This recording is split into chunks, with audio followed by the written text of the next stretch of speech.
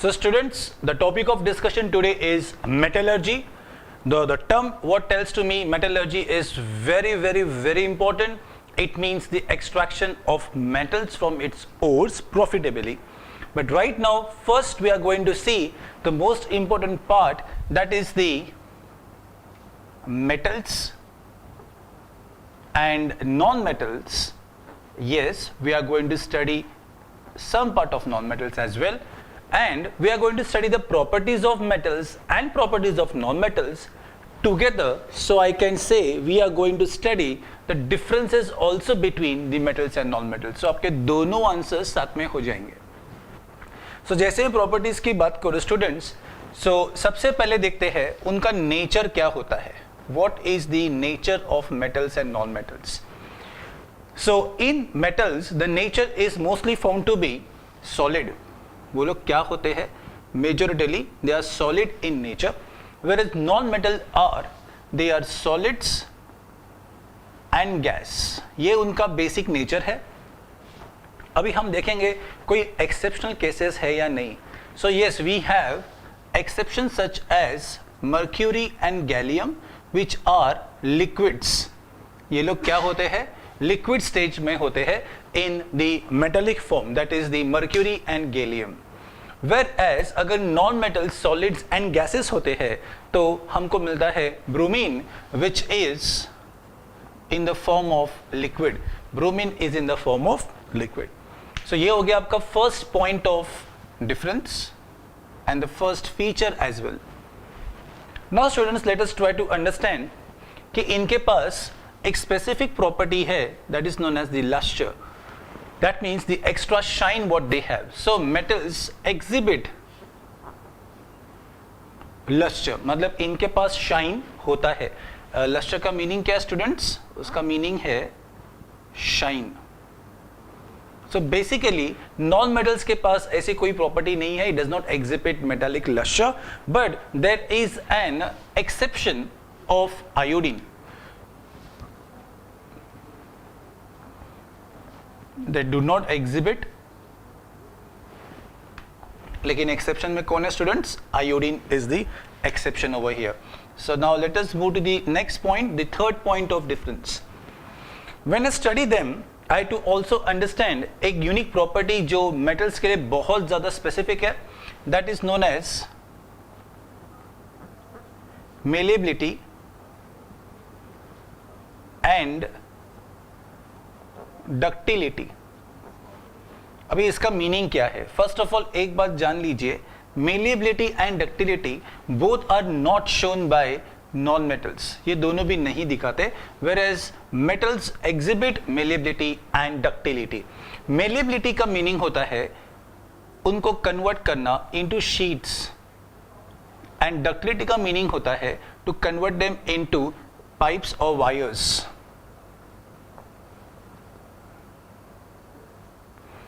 So students, that duct itself means pipe. So conversion मतलब उसका role होना भी पॉसिबल है, उनके वायर्स होना भी पॉसिबल है, और उनको मार मार के हम लोग शीट्स में भी कन्वर्ट कर सकते हैं. हम लोग नॉन मेटल्स को मारेंगे तो बेसिकली वो ब्रिटल होते हुए टूट जाएंगे, इसलिए वो उसमें प्रॉपर्टी एग्जिबिट नहीं होती. Now let us go to the next property, that is about hardness. अगर मैं हार्डनेस की बात करूं,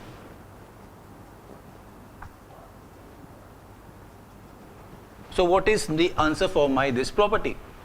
Well, metals are hard. They are hard elements. ये लोग हार्ड होते हैं, जबकि ये लोग ब्रिटल होते हैं. ब्रिटल का मीनिंग होता है students, when you heat it उसका पाउडर बन जाएगा, वो उधर एग्जिबिट मतलब और भी कोई प्रॉपर्टी एग्जिबिट नहीं कर पाएगा. So if you try to understand the hardness, तो यहाँ पे एक्सेप्शंस होंगे. Lithium, sodium, potassium, they are soft elements. ये लोग क्या है? सॉफ्ट है. ये लोग इतने सॉफ्ट है students that you can cut them with a knife. अब उनको नाइफ से कट कर सकते हैं, वो इतने ज्यादा सॉफ्ट होते हैं. Whereas in the case of hardness अगर मैं बात करूं तो दो दे आर ब्रिटल, लेकिन यहाँ पे एक नेचर्स बेस्ट हार्ड सब्सटेंस है जिसको बोलते हैं diamond. Diamond is the toughest substance. which is obtained naturally. ये इतना टफ होता है, इतना हार्ड होता है कि ये ग्लास को भी कट कर सकता है just by moving that diamond on the particular glass. Now the next point will be the melting point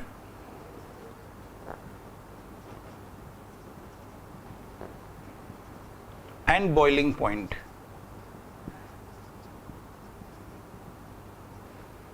Melting point and boiling point metals के जनरली बहुत ज़्यादा हाई होते हैं, जबकि यहाँ पे वो बहुत ज़्यादा लो होते हैं.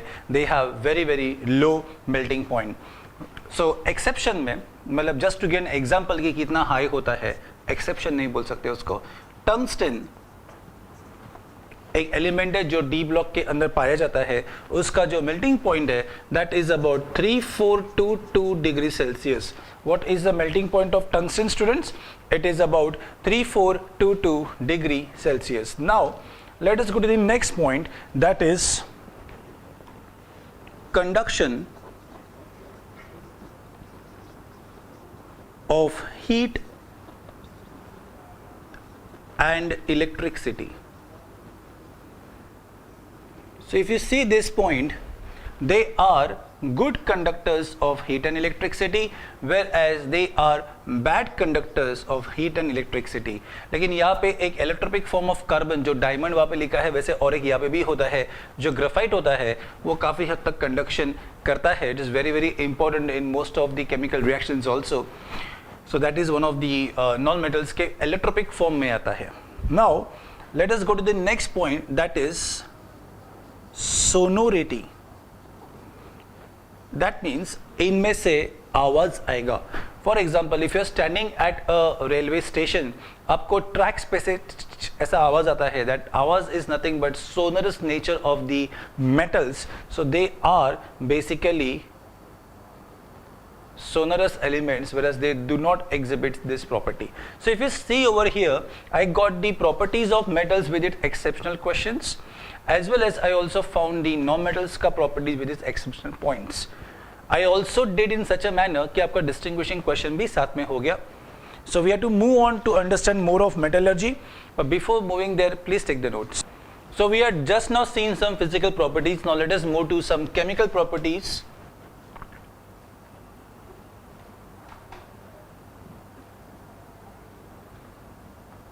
Of metals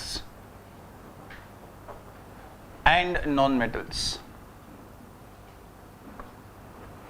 So students, if you see metals के chemical properties काफी बार हमने repeat किया in the earlier chapters. ये लोग बहुत ज़्यादा इलेक्ट्रोपॉजिटिव होते हैं. तो कॉमन सेंस है, ये क्या रहेंगे? Electro negative. So the terms which I'm going to use now very very important. These people, that metals tend to lose electrons, so they do loss of electrons, और ये लोग करते हैं gain of electrons, इसलिए वो electronegative होते हैं. So there the tendency of losing of electrons is more, whereas over here the tendency of gaining of electrons is more. That's the reason students, अगर मैं कोई मेटल को लिखूं तो मेटल का रिएक्शन नॉर्मली ऐसे रहेगा, वो प्लस बनेगा, प्लस ई माइनस देगा. मतलब इसने क्या किया स्टूडेंट्स? एक इलेक्ट्रॉन लूज किया है. By this he gets a positive charge, and that positively charge body is known as cation. See the way I am writing cation, CAT capital ION, cation. Whereas over here students, the non-metals have tendency, मतलब इनके पास tendency ही होती है. For example अगर मैं लिखूँ just non metal, तो मैं NM लिखता हूँ. Example, I will not take real example over here, just writing NM, non metal. He is going to eat one electron and he will become NM minus. ये जितने electrons देंगे उतने वो plus आएंगे, ये जितने इलेक्ट्रॉन्स लेंगे उतने वो माइनस आएंगे. So if he is going to give 2 electrons, it will become +2. If he is going to gain electrons, he is going to become -2 and so on. Over here, if you see carefully, it is non-metal is becoming minus.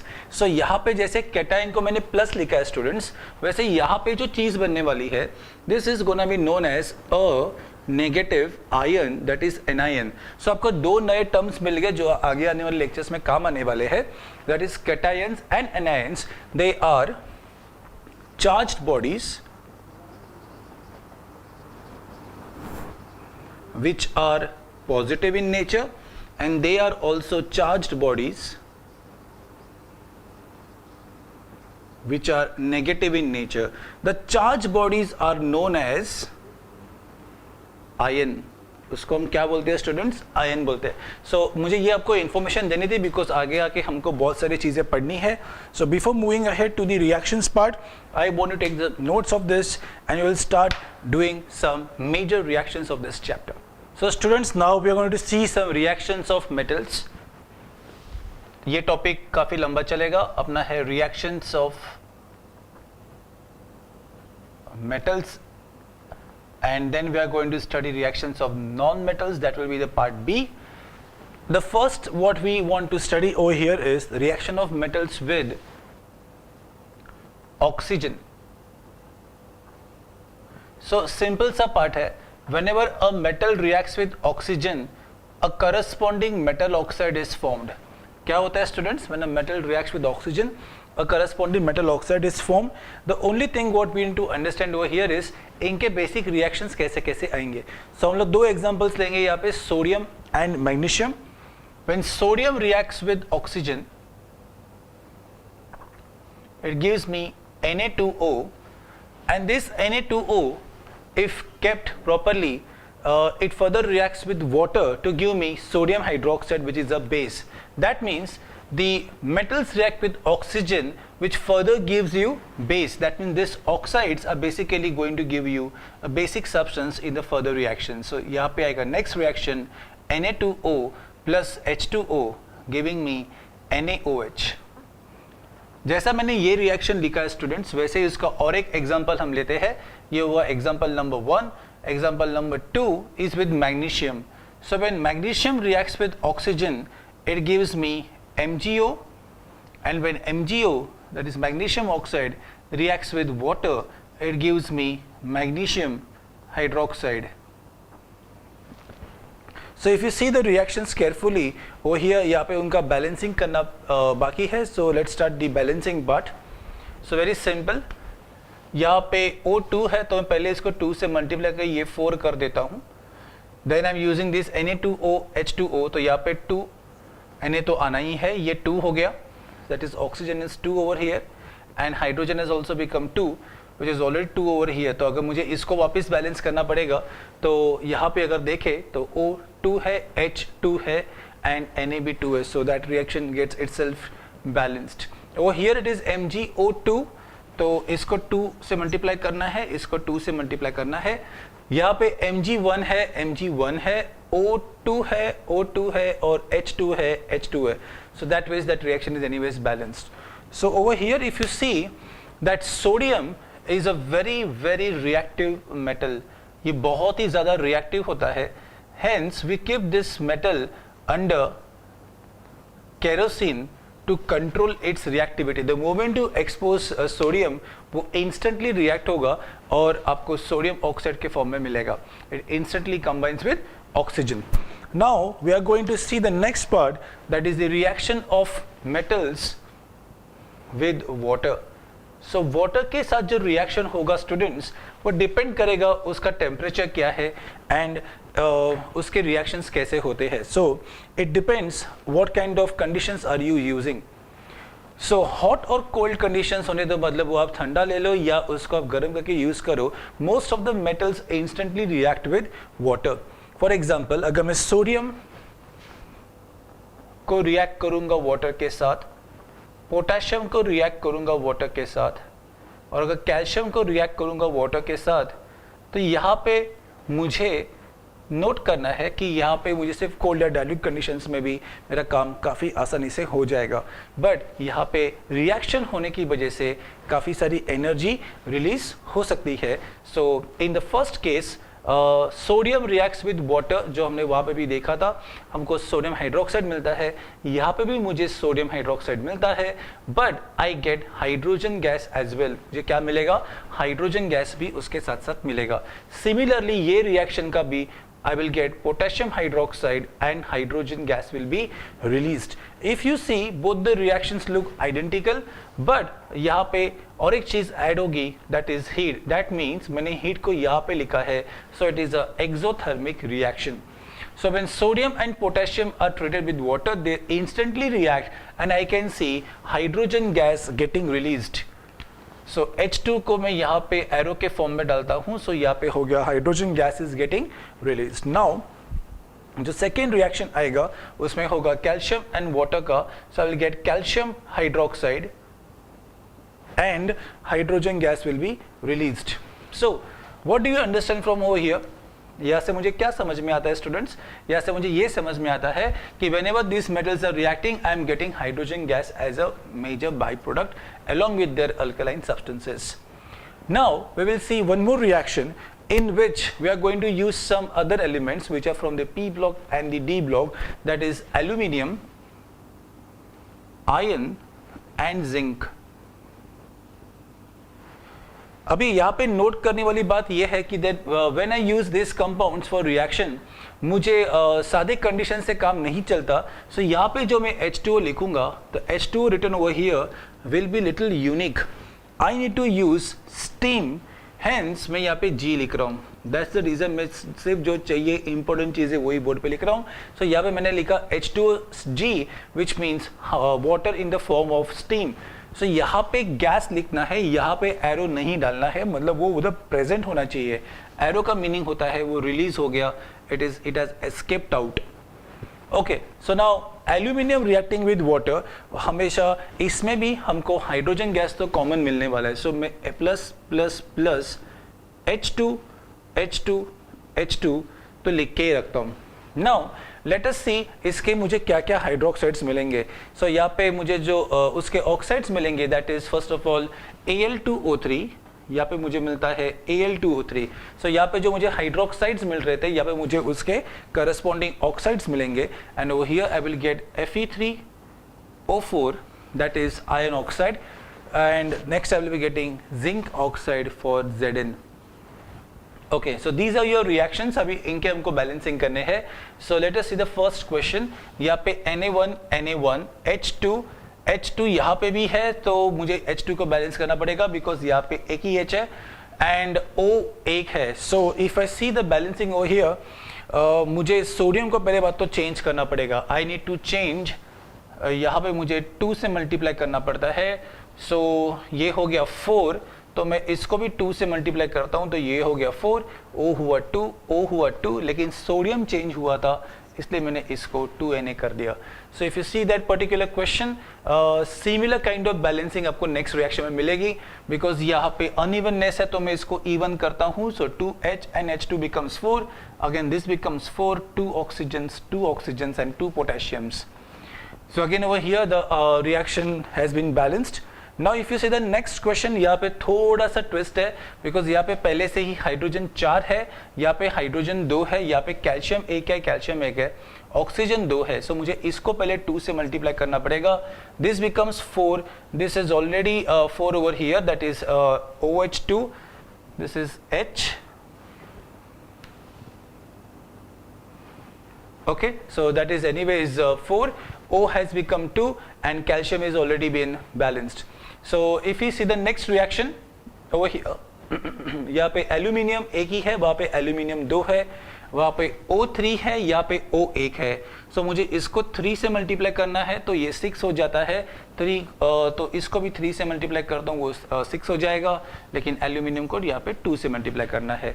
If you see the next reaction, Fe वाला reaction, so Fe becomes यहाँ पे 3, iron has been balanced, O is 4, सो इसको मुझे 4 से multiply करना पड़ता है, और ये हो गया 8, सो इसको 4 से मल्टीप्लाई करना पड़ता है। So I get my reaction balanced. Now in the last reaction if you see O1 O1 H2 H2 Zn Zn, safe reaction, इसमें कोई बैलेंसिंग करने की आपको जरूरत नहीं है। So now students we are done with the discussion of the reactions of oxygen and water reacting with metals. We have seen most of them giving us oxides and their hydroxides. Similarly यहाँ पे भी हम लोग ने देखे कि water के साथ reaction होके मुझे क्या मिला, majorly hydroxides, and then I'm getting its common oxides. यहाँ पे जो reaction है इस पे सिर्फ इतना ही है, ये तीनों के अंदर हमको steam चाहिए, मतलब gaseous form में reactions होंगे, ये सब liquid state में reactions होंगे. Okay students, so before moving ahead, please take the notes. So students, now let us start discussing the next part, that is reactions of metals with acids. We are going to consider two acids, one is with HCl and one is with nitric acid, that is HNO3. इसका नाम होता है hydro chloric acid and इसका होता है nitric acid. Okay, so let us see the reactions now. सबसे पहले बात ये है कि इस यहाँ पे जो रिएक्शंस होंगे, सो वहाँ पे हमको रिएक्टिविटी सीरीज आनी चाहिए जो हम आने वाले पार्ट में देखने वाले हैं, which tells me that each metal reacts differently with acid. For example, magnesium is more reactive than aluminium, is more reactive than your iron and then zinc. That means if you see properly, the elements which react will be having a different trend on the properties with respect to the reactivity series. उनके reactions कितने fast होंगे कितने slow होंगे वो उसके ऊपर काफ़ी हद तक depend करेगा. So basically हमको इन चारों के reactions करने हैं with hydrochloric acid.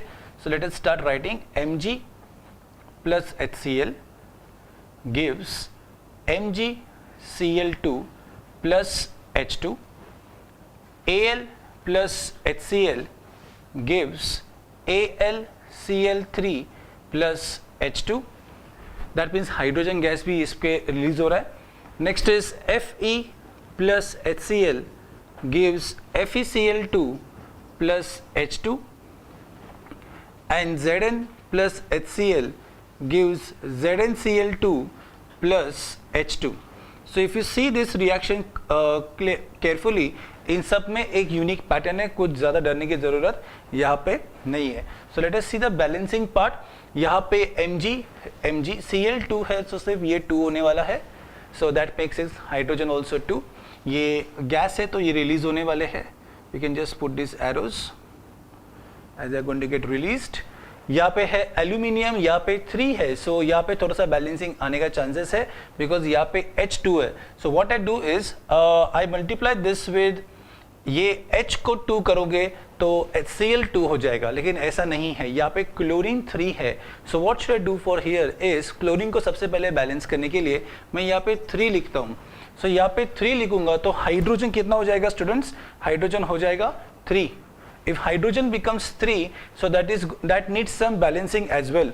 So इससे मेरा काम नहीं बनने वाला, because अगर मैं यहाँ पे 3 करूँगा और मैं यहाँ पे 3 लिखता हूँ तो ये कितना हो गया स्टूडेंट्स, ये हो गया 3 2 6, कितना हो गया 6 हो गया. सो अगर मैं 6 करूँ तो मैं इसको बैलेंस करता हूँ 6 से, सो ये हो गया 6 हाइड्रोजन एंड 6 क्लोरीन. अभी थोड़ा एक स्टेप आगे चले गए. अगर ये 6 क्लोरीन हो गया है स्टूडेंट्स, मतलब यहाँ पे भी बैलेंसिंग करना पड़ेगा, तो ये 2 से मल्टीप्लाई होगा, सो 2 3 6 हो जाएगा. So did you understand, go step by step, शायद एक बार आपको इरेज करना पड़े. And 2 aluminium will be 2 aluminium. Next over here is Fe, Cl2 and H2, so that becomes very easy. 2 HCl, Zn HCl, ये भी सेम टाइप का reaction है, सो इधर भी 2 आएगा बिकॉज हाइड्रोजन भी 2 है और क्लोरीन भी 2 है.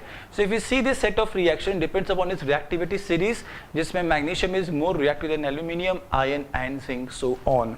Now let us see the reactions of the copper, a D block element with nitric acid. यहाँ पे जो नाइट्रिक एसिड लेंगे स्टूडेंट्स, उसमें 2 कंडीशंस लेंगे. Copper reacting with nitric acid in dilute condition and copper reacting with nitric acid in concentrated condition. दोनों के answers students बहुत हद तक अलग अलग आएंगे. So if you see the concentrated answer, यहाँ पे आपको जो सेट मिलेगा इसमें आपको तीन प्रोडक्ट्स मिलेंगे. So I want you to first understand the reactions. दोनों के अंदर H2O प्रोड्यूस होगा बिकॉज डाइल्यूट में रिएक्शन के जो प्रोडक्ट्स आएंगे वो काफ़ी अलग होंगे. आपको इधर मिलेगा CuNO3 twice and NO is nothing but nitric oxide. So students इसका भी सेम आपको आंसर मिलता है, लगभग सेम मिलता है. सो दैट्स द रीज़न मैंने पहले डाइल्यूट लिखा है फिर कॉन्सेंट्रेटेड लिखा है, बिकॉज यहाँ पे जो NO है ना, जो नाइट्रिक ऑक्साइड मैंने बोला है, उसका आपको आंसर मिलेगा सेकेंड स्टेप पे NO2. So easy for you to remember कि NO के बाद NO2. So if you see the answers are same but जो byproducts मिल रहे हैं NO and NO2 are different. That shows the reactivity of copper with a particular acid, that is nitric acid. अभी as usual हमको उसको balancing करना है. So if you see the balancing over here, part over here, जो हम लोग पहले ये वाला start करते हैं, that is the copper reacting with the concentrated nitric acid. So यहाँ पे copper 1, nitrogen 1, nitrogen 2. So that's fine. But यहाँ पे और एक नाइट्रोजन है, तो थोड़ा सा यहाँ पे हम लोग को बैलेंसिंग करते हैं, यहाँ पे हम लोग 2 से पहले मल्टीप्लाई कर देते हैं. सो अभी देखो ये 2 हुआ है और ये 2 है तो 4 होता है. So if you see over here ऐसे उसको बैलेंस करना सीखना है. सो यहाँ पे मुझे 4 से मल्टीप्लाई करना डिफ़ॉल्ट हो जाता है. अगर मैं यहाँ पे 4 से मल्टीप्लाई करता हूँ, सो 4 hydrogen gives me over here 2H2O. Now if you just reconfirm the balancing, copper is 1, 4 hydrogens, 2 2s are 4 nitrogen, nitrogen यहाँ पे 2 है और यहाँ पे 2, इसे 4 हो गए. And 4 3s are 12 oxygen. सो यहाँ पे हुए 6, 2 2s are 4, 6 and 4 is 10 and 2 12. So the reaction is again balanced. Now let us go to the balancing of the copper reacting with nitric acid in a dilute condition. Copper 1. तो जैसे मैंने आपको पहले hint दिया था कि भाई इधर नाइट्रोजन, इधर भी नाइट्रोजन है, तो इसको हमने इसे 2 से मल्टीप्लाई किया था. सिमिलरली हम इसको भी यहाँ पे 2 से मल्टीप्लाई करते हैं. The only issue over here is if I multiply this with 2, यहाँ पे O2 था, so it was easy for us to balance it in the latter part. तो थोड़ा डिफरेंस रहेगा स्टूडेंट्स. यहाँ पे जब O2 था तो यहाँ पे 2 चलता था, यहाँ पे O नहीं है तो यहाँ पे O, ये जो 2 है वो चलेगा, लेकिन O इधर के लिए बैलेंस मुझे अलग से करना पड़ेगा. सो लेट अस सी हम बैलेंस में क्या क्या चेंजेस कर सकते हैं. So 2 nitrogen and 2 nitrogen makes it 4 nitrogen. So एक स्टेप प्लीज नोट, ये चेंज होने वाला है. सो मैंने यहाँ पे 4 लिख दिया. अभी मैं 4 हाइड्रोजन को अगर बैलेंस करने जाऊंगा तो इधर सर्टेनली मैं क्या लिखूंगा स्टूडेंट्स, मैं सर्टेनली क्या लिखूंगा, 2H2O लिखूंगा. तो मुझे एज ऑफ नाउ तो रिएक्शन बैलेंस दिखता है, but the moment I go to oxygen again यहाँ पे 12 आते हैं. That's the point I was trying to tell you. यहाँ पे नहीं चलेगा ये नंबर बिकॉज यहाँ पे 2 नहीं है. यहाँ पे 12 हो गया, 3 2s are 6 हुआ. यहाँ पे सिर्फ 2 आया और यहाँ पे से 2 आया. सो दैट मीन्स मुझे सिर्फ 10 आंसर आया, which is not a right answer. मतलब ऑक्सीजन बैलेंस नहीं है. हेंस स्टूडेंट्स मुझे यहाँ पे थोड़ा नंबर्स को बढ़ाना पड़ेगा. So what I do is मैं इस 2 को चेंज करके 4 कर देता हूँ. I make it as 4. थोड़ा इवन नंबर रहेगा तो मुझे इजी रहेगा बैलेंस करने के लिए. नाउ अगर मैं ऑक्सीजन देखूं तो पहले से ही बैलेंस हो जाएगा, लेकिन मुझे यहाँ पे कुछ चेंजेस करने पड़ेंगे. सो लेट अस सी मैंने क्या क्या चेंजेस किए हैं.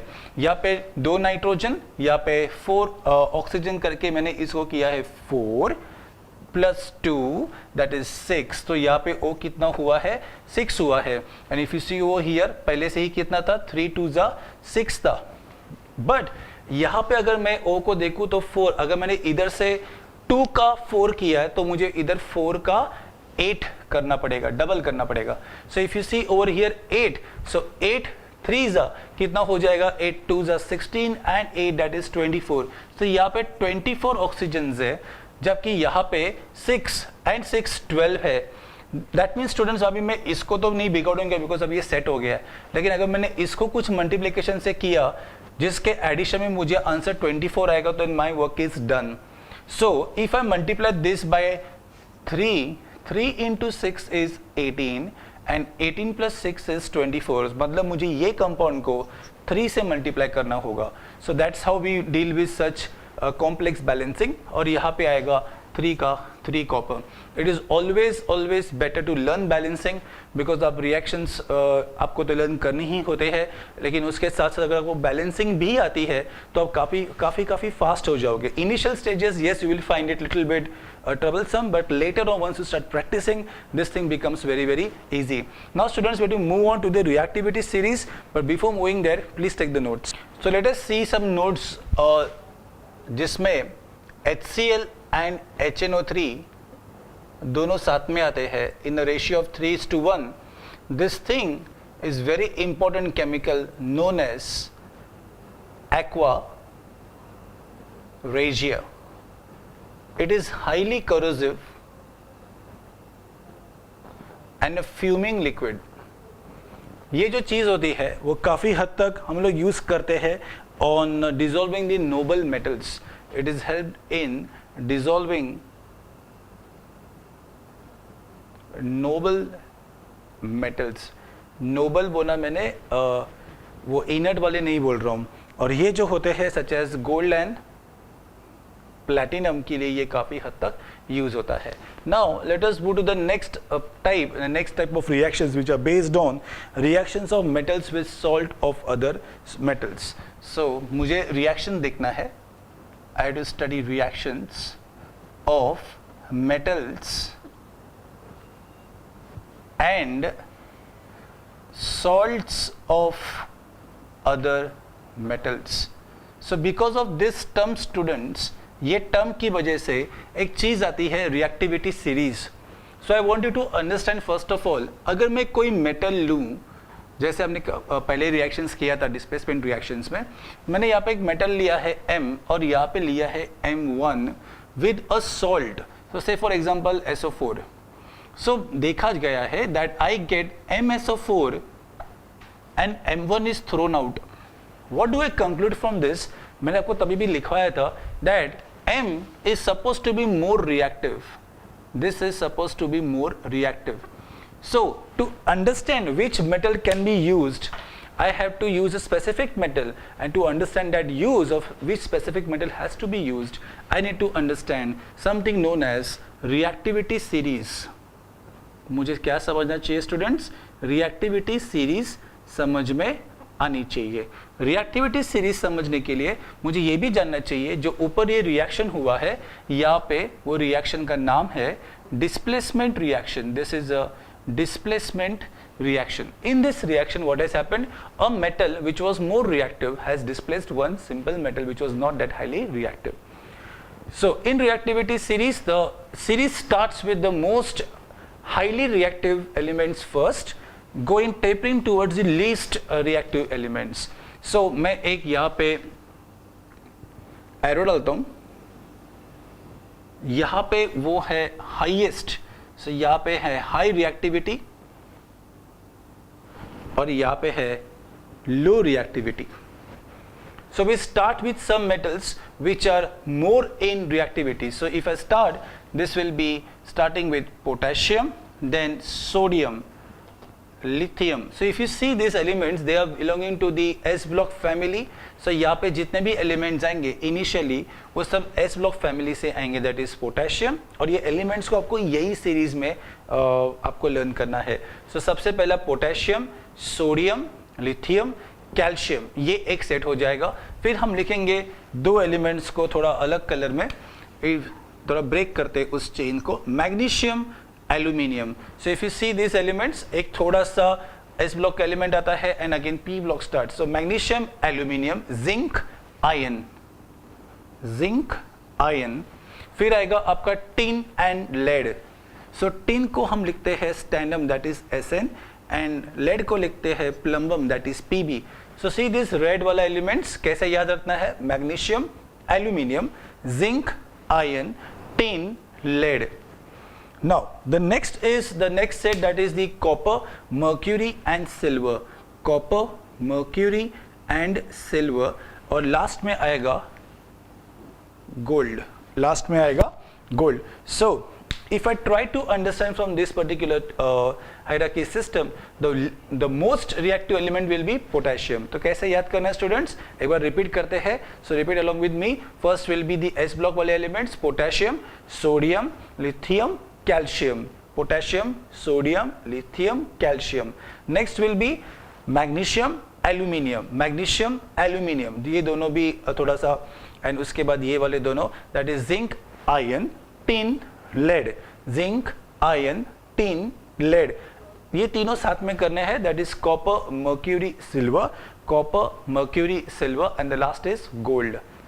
Do not make any mnemonics, वो कीना मीना ऐसा कुछ करते वो सब मत कीजिए, इसको ऐसे ही याद रखिए, बिकॉज इसमें और भी कुछ एडिशंस हो सकते हैं जो आपको आने वाले सिलेबस में काम आएंगे.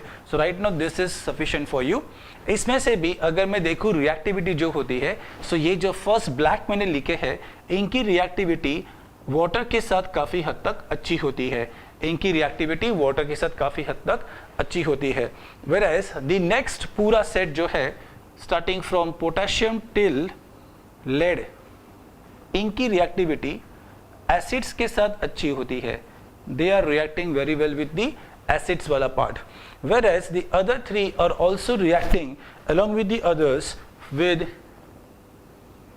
oxygen, that is oxygen. So if you see gold जो नीचे रह गया है उसका रिएक्शन कुछ ज़्यादा खास नहीं है, उसका रिएक्शन कुछ ज़्यादा खास नहीं है. सो गोल्ड को हम ऑलमोस्ट बोल सकते हैं कि उसके काफ़ी कुछ खास रिएक्शंस नहीं है. If you see gold over here, even silver for that matter, कुछ ज़्यादा खास रिएक्शंस नहीं दिखाएंगे. So this chart tells me reactivity series. It is very very important to displace certain elements. तो मैं यहाँ से सिलेक्ट करूँगा कौन किसको डिस्प्लेस करेगा. सो हमने एक एग्जाम्पल देखा था जिसपे we had written reaction of Fe plus CuSO4. हमने क्या देखा था, Fe प्लस CuSO4. तो उसमें Cu निकल गया था और आंसर आया था FeSO4, because Cu and Fe के बीच में Fe is winning the match. Fe is more reactive than copper, hence Fe can displace copper.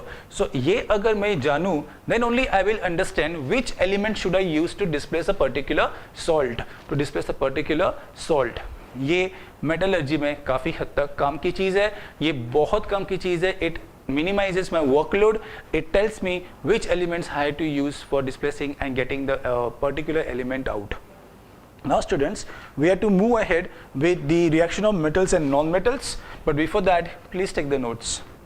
Now we are going to see the reactions of metals and non-metals. Actually ये आपको काफ़ी time से पता है from lower standards also. So reactions of metals and non-metals. Part by part if you see, हमने काफ़ी बारी cover किया है. If you talk of non-metals, तो उसमें noble gases भी आते हैं या फिर inert metals भी आते हैं, such as helium, neon, argon. इतना ही लिखना, क्रिप्टो के कुछ रिएक्शंस हमको मिले हुए. सो अभी as of now will not write that, complex में नहीं जाना है. हीलियम, नियॉन, आर्गन के कोई रिएक्शंस अवेलेबल नहीं है. सो बाकी के जो एलिमेंट्स है जो पी ब्लॉक में होते हैं, साइड में होते हैं, जो हमने देखा हुआ है अर्लियर टॉपिक्स में, वो कुछ रिएक्शंस एग्जिबिट करते हैं. So what reactions do they exhibit? A metal and a non-metal, when they combine, we had just written this, metal will always try to do loss of electrons and he will try to do gain of electrons. So if you see over here, that is happening something, that is the loss is going towards a gain, and this thing is known as transfer of electrons. This is known as transfer of electrons and formation of charged bodies. ये जो charge bodies बनेंगे, ये बन जाएगा आपका cation और ये बन जाएगा आपका अ नेगेटिव आयन. जस्ट मैंने लिखा था आपके साथ. So what do you conclude from this? Will take an example to understand. अगर मैं Na की बात करूं तो Na एंड Cl, ये दोनों Na एंड Cl2 के फॉर्म में NaCl देते हैं. दिस इज द बैलेंसिंग, सबसे इजी बैलेंसिंग है ये आपके लिए. सो if you see this reaction, instantly मालूम पड़ता है कि ये मेटल नॉन मेटल से कंबाइन करके एक सॉल्ट प्रोड्यूस करता है. ये सॉल्ट वर्ड बहुत काम आने वाली चीज़ है आपको हायर स्टडीज़ में. एज ऑफ ना आपको इतना ही समझने की बॉस इन दोनों का कॉम्बिनेशन होता है. But did you understand one thing, ये लॉस क्यों करता है? बिकॉज ये जो m प्लस बनता है और ये जो nm माइनस बनता है ना students, these are more stable. So that's the basic concept of gaining stability. That's the reason chemical reactions are done or formed. That means stability के लिए इतनी सारी हमको स्टडीज करनी पड़ती है इन एलिमेंट्स के बारे में. So a sodium metal loses electron to gain stability, whereas chlorine non-metal gains electron to regain its stability, and that stability is formed in the compound that is your salt sodium chloride. So students, if you see, such questions are also possible when you study more compounds such as magnesium and potassium. यहाँ पे आएगा MgCl2 और यहाँ पे आएगा KCl. सो ये हो गया 2KCl, ये हुआ 2, Mg is 1, Cl2, Cl2 balance reactions. So सबके सब सेम पैटर्न के रिएक्शंस है. इसमें से कंक्लूजन सिर्फ इतना ही निकलता है कि हर एक नॉन मेटल मेटल का रिएक्शन होके मुझे करस्पॉन्डिंग सॉल्ट मिलता है. I get what? I get corresponding salts. So students, अभी हमको बी पार्ट डिस्कस करना है, that is the reactions of non metals, that is the chemical properties of non metals. So before doing that, please take the notes. So students, now we are going to start discussing the chemical properties of non-metals.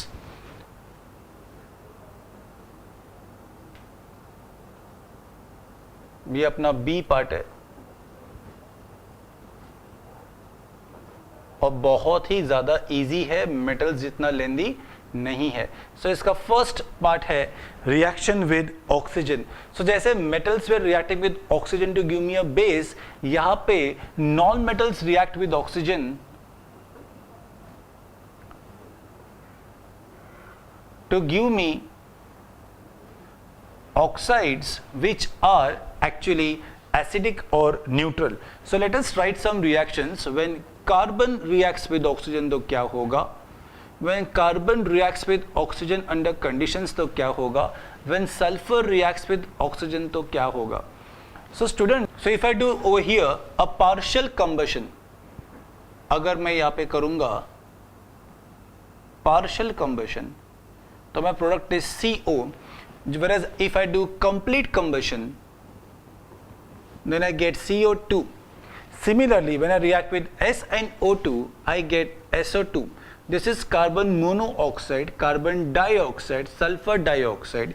लेकिन इनका जो nature होता है ना students, इसका nature होता है neutral और ये दोनों का नेचर होता है acidic.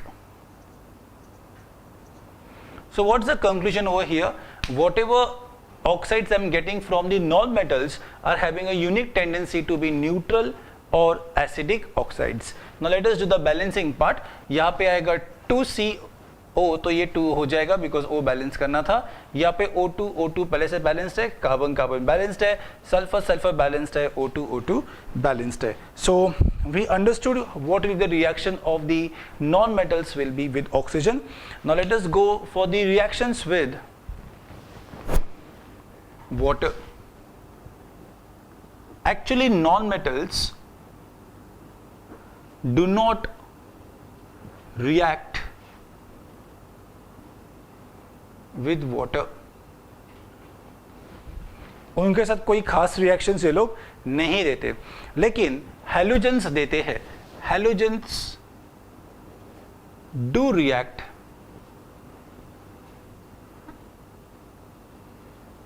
with water. So water का ये जो point है students, the same point is applicable with acids. The same point is applicable with acids. So मैं दोनों point साथ में कर रहा हूँ students, that is non-metal reacting with water and non-metal reacting with acids. So non-metals do not react with water as well as acids, and halogens do react with water as well as acids. So आपके दोनों points clear हो गए, दोनों same to same points है. So let us start with one example. The first reaction in this is Cl2 reacting with water to give me. So what I get over here is HOCl and HCl. So if you see properly over here, I got a new compound for you that is known as hypochlorous acid. So this is your hypochlorous acid, that is HOCl for you, which is a new compound for you. So if you see over here, chlorine is reacting with water to give me HOCl plus HCl, whereas chlorine will also react with acids. So वो acids के साथ भी reaction करेंगे और आपको देंगे HCl plus Br2. So in this particular reaction, I can understand there are two sets happening only with halogens and with no other non-metals. Over here balancing करना pending है, तो let us start with chlorine. So Cl2, Cl, Cl2, H2, HH2 or O1, O1. So that means student the reaction is actually balanced. If you see over here H2 तो वो भी balanced है और O भी एक ही है. In the next case जो chlorine plus HBr का reaction हो रहा है वहाँ पे HCl and Br2 है. So ये 2 को करने के लिए मुझे इधर थोड़ा changes करना पड़ेगा, that is 2HBr. If I multiply that with 2HBr तो Cl2 को balance करने के लिए मुझे इधर 2HCl करना पड़ेगा. So those are the reactions what I need to study when I am studying with the non-metals reacting with water and acid. अभी हमको देखना है non-metals reacting with hydrogen.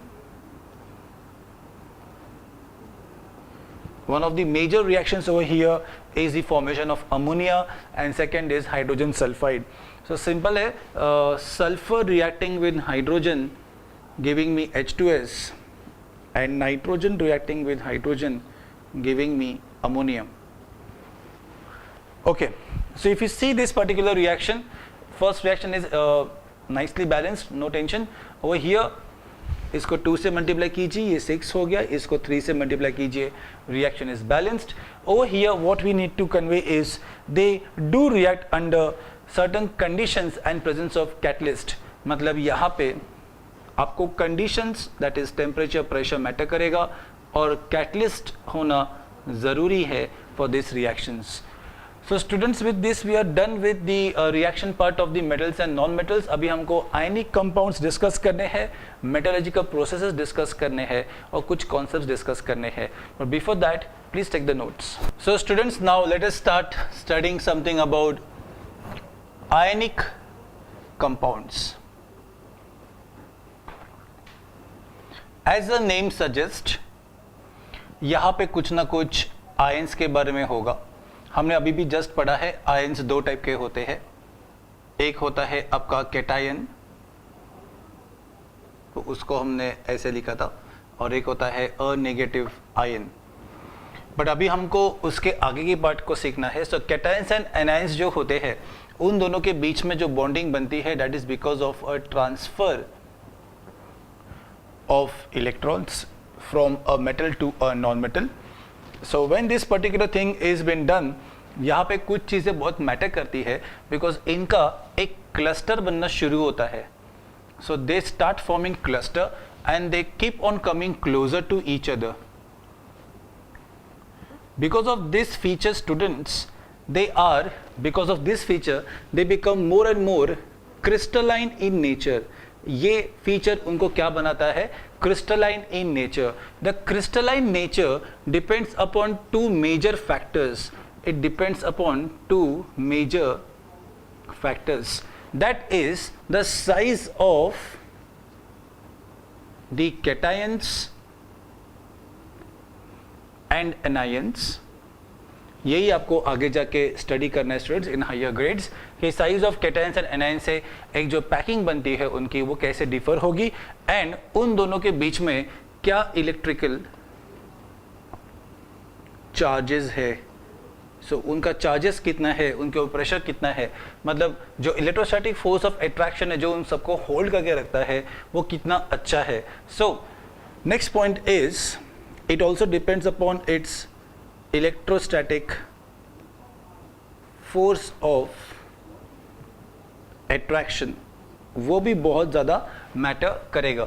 So students, एक बात तो तय है कि आयनिक कंपाउंड्स को बनने का तरीका वो कैसे बनते हैं, क्रिस्टलाइन नेचर कैसे आता है, वो किस फैक्टर पर डिपेंड करता है and how do they held together comes to a conclusion that they must be forming a unique shape. To make you understand that shape, आप एक मिठाई वाले के पास अगर जाएंगे, स्वीट मार्ट में अगर जाएंगे, then you can see those laddus arranged, right, those small laddus and all those things are arranged. That sweets which are arranged over there, that exactly is what I'm talking of, कि that size of the cation and anions are considered, वो matter बहुत ज़्यादा करेगा. So imagine करो ऐसे कुछ लड्डू रखे हुए थे और उन लड्डुओं के बीच में उन लड्डू की वो बूंदी गिर गई थी. So those things will also matter कि आपका कंस्ट्रक्शन किस तरह से हो रहा है. So आपने अगर say for example मोतीचूर के लड्डू अगर अरेंज किए हैं तो मोतीचूर के लड्डू का अलग पैकिंग होगा, लेकिन अगर आपने कोई और टाइप के लड्डू अगर अरेंज किए हैं तो उनका साइज कुछ और होगा, then that size will matter, वो लेयर्स अलग अलग होंगे. So that exactly what they are trying to convey to us from this particular discussion, that is the introduction of ionic compounds. Now we have to understand कि ये जो salts बनते हैं, जैसे कि अभी हमने NaCl फॉर्म किया था, सो हम लोग क्या करेंगे, इस NaCl का इलेक्ट्रोलिसिस करेंगे. We are going to do electrolysis. So let us first try to understand few terms. First term is electrolysis. It is the process of breaking, का मीनिंग होता है लिसिस या फिर lysis, of breaking a ionic compound by passing electric current. So electric current pass करके जो एक compound break होगा, that particular process is known as electrolysis. So because of electrolysis what is going to happen? So second point is electrolysis होने के लिए जो चीज़ चाहिए उसको हम बोलेंगे electrolyte. That term will be known as electrolyte. It is a substance or it is a aqueous solution which is going to conduct current. So any solution or a substance which can conduct current will be termed as a electrolyte. ये जो substance है उसको मैं आगे जाके change करूँगा to molten or fused state. So when these two fellows are available with us, हम लोग एक apparatus draw करते हैं यहाँ पे. So this is a beaker. This is a electrical circuit. This is a electrical bulb, and these are your two rods which are studied in the earlier lectures, that is anode and cathode. So let us do labelings of this. The first one is anode, cathode, electrical circuit, bulb and key.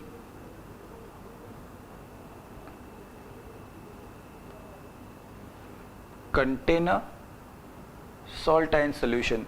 So when you draw your diagrams, make sure कि आपने फिर एक line ऐसे draw किया by using your eraser and erase the extra part. जो भी extra part रहेगा उसको इरेज कर दो और अच्छे से उसका लेबलिंग कर दो. This will be your bulb, this is your key, this is your electric circuit. So this will be your anode. हमने पहले ही स्टडी किया है, वहाँ पे क्या होता है students, oxidation. And this will be your cathode. यहाँ पे होगा reduction. This is your vessel and this is your electrolyte, जो यहाँ पे एक salt solution है. So this is how you will be drawing your diagrams. If you want, you can just make this particular rod-like structure little thicker. आप उसको थोड़ा thick बना सकते हैं, थोड़ा दिखने को अच्छा दिखेगा. So when you draw, please use your respective scales for these solutions. So जैसे भी ये पर्टिकुलर चीज़ बनाता हूँ तो मुझे इसमें दिखता है कि कंडक्शन हुआ. सो कंडक्शन होने के रीज़न से मुझे कंक्लूजन करना है और मुझे कुछ प्रॉपर्टीज समझ में आनी चाहिए. So let us start understanding some unique properties and features of ionic substances.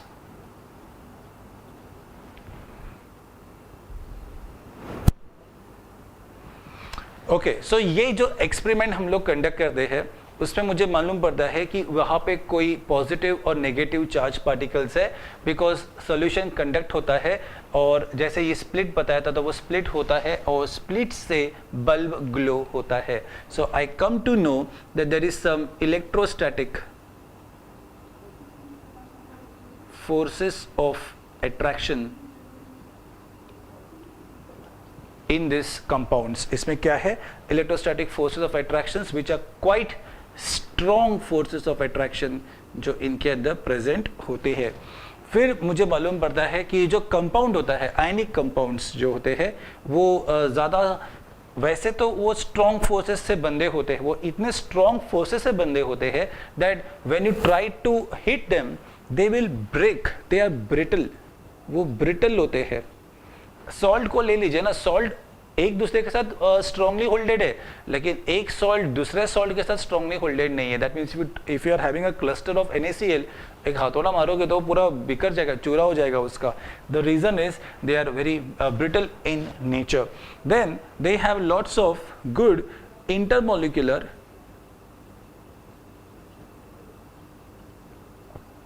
forces of attraction. They have good intermolecular forces of attraction is very high. इसलिए अभी ये जो है ना, ये मैं बात कर रहा हूँ Na और Cl की, और ये जो बात कर रहा हूँ वो था एक NaCl और दूसरे NaCl की. I hope you are getting the point. So NaCl के बीच पे काफ़ी हद तक इंटरमोलिकुलर फोर्सेस ऑफ अट्रैक्शन बहुत ज़्यादा है. वो इतने ज़्यादा है कि मुझे एक बॉन्ड तोड़ने के लिए, to break one bond, more energy is required. More energy is required. So that tells me how does a particular ionic bond works. Whereas this particular ionic bonds में Na plus and Cl minus होने की वजह से students, they are having solubility. So इनकी solubility है water के साथ, because water gives H plus and OH minus. It gives H plus and OH minus. ये ions होने की वजह से what do I understand is that this particular compound can be soluble in water, whereas it is insoluble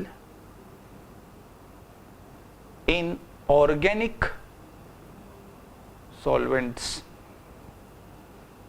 अब ये organic solvents क्या है वो हम आने वाले चैप्टर्स में पढ़ेंगे, लेकिन एज ऑफ नाउ आपको इतना पता होना चाहिए कि ऐसे भी कुछ सॉल्वेंट्स होते हैं सच एज ईथर, केरोसिन, इसमें वो सोल्यूबल नहीं होते बिकॉज वो क्या होते हैं, कोवैलेंट नेचर के होते हैं.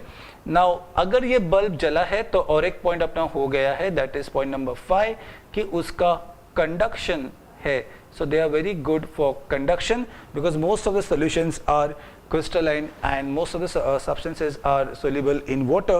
So क्या होगा, आपको conduction यहाँ पे अच्छे से मिलेगा. यहाँ पे जो आंसर हमने जो ड्रॉ किया था वो था for aqueous NaCl. So now students let us see अगर ऐसा कोई आंसर पॉसिबल है तो यहाँ पे क्या क्या रिएक्शंस होते हैं. सो यहाँ पे जो NaCl था वो डिसोसिएट होता है Na प्लस में और Cl माइनस में. फिर हम लिखते हैं एनोड एंड कैथोड. एनोड के पास जाएंगे एनायंस, एनोड के पास जाएंगे anions which are negatively charge particles. तो पहले हम लिखते हैं Cl माइनस और यहाँ पे आएंगे Na plus, arrow arrow. Now let us see हम इलेक्ट्रॉन्स कहाँ पे डालेंगे. Cl minus will give me Cl2, वो करेगा लॉस ऑफ इलेक्ट्रॉन्स. सो ये रहेगा आपका plus 2e minus.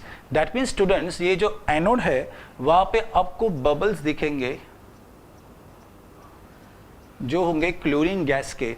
Where as sodium will be gaining electrons, वो इलेक्ट्रॉन्स को गेन करेंगे और मुझे सोडियम मेटल देंगे. सो जो आपका कैथोड है स्टूडेंट्स वहां पे आपको डिपोजिशन मिलेगा. Sodium will not be in the form of bubbles, वो मेटल है, तो आपको यहाँ पे क्या मिलने वाला है, डिपोजिशन मिलेगा. So what did we understand from here कि यस मुझे कंडक्शन मिलता है इसलिए ये सब डिपोजिशंस होते हैं, ऐसे रिएक्शंस वर्कआउट होते हैं. So students with this we are winding up with the major part that is ionic compounds, उनके फीचर्स, एक रिएक्शन में मैंने आपको एक्सप्लेन कर दिया, and we are going to move ahead with the process known as metallurgy. I hope you enjoyed it. Please take the notes. So students